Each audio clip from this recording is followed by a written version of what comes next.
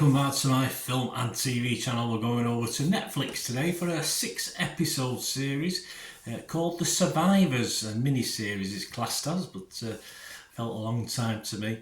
And it's 6 by 50-minute episodes.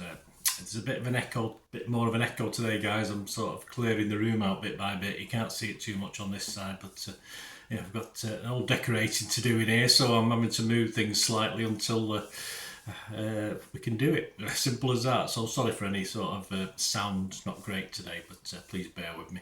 Right, I'm doing this review on the 25th of June 2025.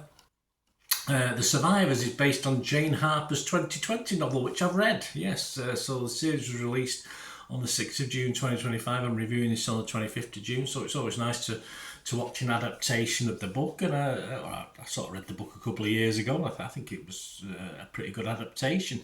What's it about? Well, Kieran Elliott's life changed forever in his coastal hometown of Evelyn Bay, Tasmania, after a severe storm hit the bay, causing the deaths of 3 people who were close to him. When he returns home 15 years later with his own family, the past comes back to haunt him. And the tight-knit community, when a young woman is murdered, the community is desperate for answers, and they are forced to uncover the deadly mysteries from the past. Yes, typical sort of Harper sort of stuff, this, if you've read any of Jane Harper's books. The cast includes, a good, strong Aussie cast, I assume. It might have New Zealanders in it as well. I'm not too sure of accents and who they are, but I'm sure someone will tell me. They normally do. But a good, strong cast includes Charlie Vickers, Yerin Harsh, Shannon Berry, Robin Malcolm, Damien Garvey, Catherine McClements, Don Haney, Jessica DeGoo, George Mason, and lots of others as well I've not mentioned. As I said, I've read the book. There's a vast range. I've noticed when I've been reading books and also look at the audio libraries, there's a vast range of this type of Australian-based novels now on various sites, and I quite like them. I'm not saying I always like some of the accents, but I quite like the stories themselves. Some very good writers. I always thought when I was listening to, this will make a good book, or that'll make a good TV series, etc, etc. So it's nice to see some of these are being utilised more now. I think Jane Harper's style of writing doesn't always lend itself well to good adaptations, but in a procedural crime drama like this, I think, of course, family drama at the seat of this as well, I think it works okay for this. It's fine. And a big part of the novel, of course, is flashbacks. And you know me and flashbacks, I do struggle sometimes, and I have to admit I did struggle a little bit with this one. Of course, you've got younger versions of the characters which you get to connect with anyway, but I do cheat a little bit. I put, sometimes if it's available, I put audio descriptions on as well, so it reminds me of certain characters I know. that's just an old age thing, guys, and the fact I might be get distracted by other things, because I can't really devote 6 times 50-minute episodes sat like that watching things, so sometimes I have to do little things while I'm watching. So I think the audio description is a wonderful asset to have if you get it, so there you go. But I think also reading the novel, although it was a couple of years ago, so I did forget the key things in it, but remembered most of it. Made it a lot easier. It does have a little too long a feel to it for me on screen.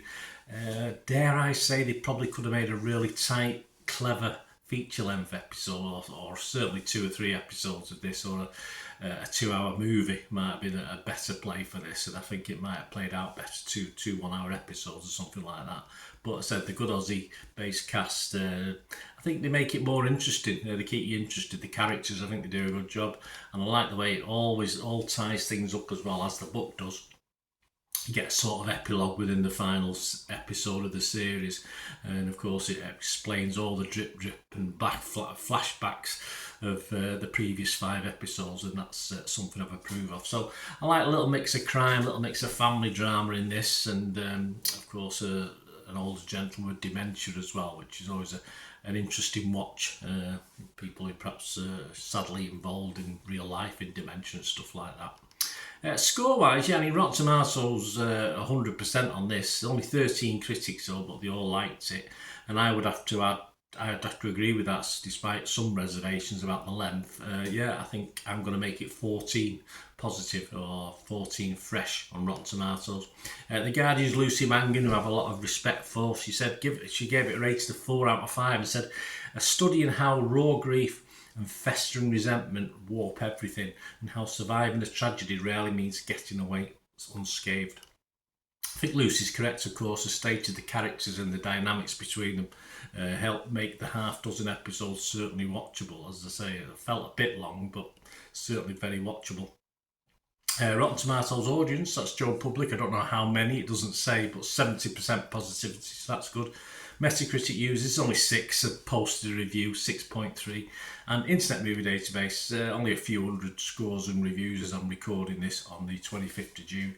And it's getting a 6.6 out of 10. Yeah, so as you know, I'm fresh on Rotten Tomatoes. I'm going to be positive on Metacritic. I was edging towards mixed, as I said, because of the length of it, but I think he got away with it, in fairness. So I'm going to give this just my watchable score. As I said, if it had been a bit shorter, I might give it a little bit more, but having read the book as well, might have tempered my score a little bit. But I'll give it a 6 out of 10. It's definitely watchable, worth the effort. If you like good family dramas, I know a lot of people love the Aussie stuff as well, and a lot of people don't like the Aussie stuff, but that's for me. If you do like it, if you don't like it, then why watch it? But there you go. Anyway, I'll give it a 6 out of 10. Thanks for watching, guys. Please, if you've any thoughts on this or anything to do with film and TV, just get in touch. I hope you like what I try and do on the channel, and if you can help support me going forward, there's different ways of doing that, and or to find out how, I'll be very grateful if you can. Just keep watching and listening. Please to help me out, guys. If you watch the ads, if the ads on this YouTube ads, that helps in a very little way, but it all helps. Watch the pennies and pounds look after themselves, they say, don't they? Or the pennies or the 10p's look after themselves. But if you watch the ads or follow the links on the ads as well, that's always a nice way to support the channel. If you sort of hang on for it, I've done that. I watched other people's and followed the ads, just something I fancied, which does happen from time to time. Of course, you can support me by pushing that subscribe button as mentioned earlier, and that of course pressing the button so you know when these vlogs are coming out. And of course I'm always interested in your opinions, and of course you can give us a like, that'd be wonderful as well. So thanks for watching, guys.